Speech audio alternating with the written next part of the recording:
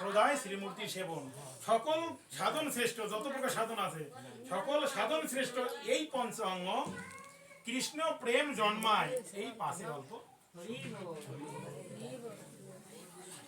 কৃষ্ণ প্রেম জন্ম লাভ হয়,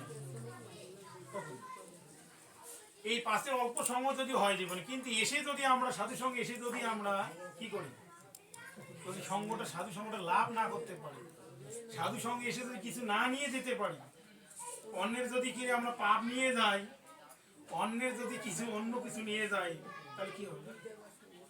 লাভ হবে? এখানে লাভ করতে এসেছি।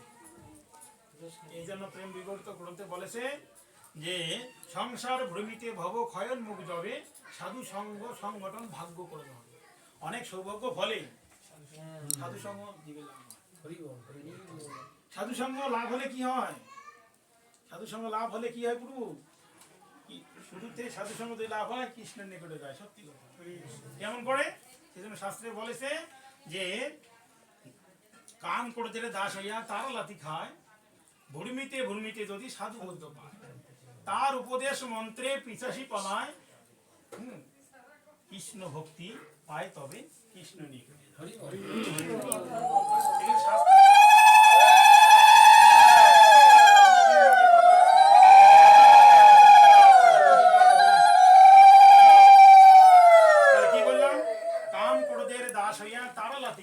অর্থাৎ আমরা সবাই কামনা বাসনার দাসত্ব করি। কার দাসত্ব করি? হ্যাঁ, আমরা মায়ার দাসত্ব করি। আমরা কি ভগবানের দাসত্ব করি? ভগবানের কথা শুনতেই আমার অপরাধ, শোনার ইচ্ছা নাই, এই সময়টা দেওয়ার আমার মানসিকতা নেই। বিশেষ করে আমাদের ভক্ত সময় এমন হয়ে যায় যে গড়ানি পড়ি যায়। আমরা থাকি।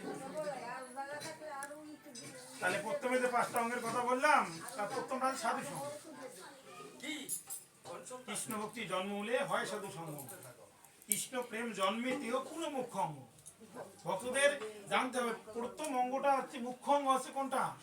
শ্রেষ্ঠটা হচ্ছে কৃষ্ণ ভক্তি লাভ। কৃষ্ণ ভক্তি লাভ প্রীতি প্রেম লাভ করতে গেলে সাধু সঙ্গে প্রয়োজন। তাহলে আমাদের এই প্রথম স্তরে বুঝতে হবে সাধু সঙ্গটা কিভাবে করতে হবে, আর সাধু সঙ্গ করলে আমার কি লাভ হবে, কি করবো।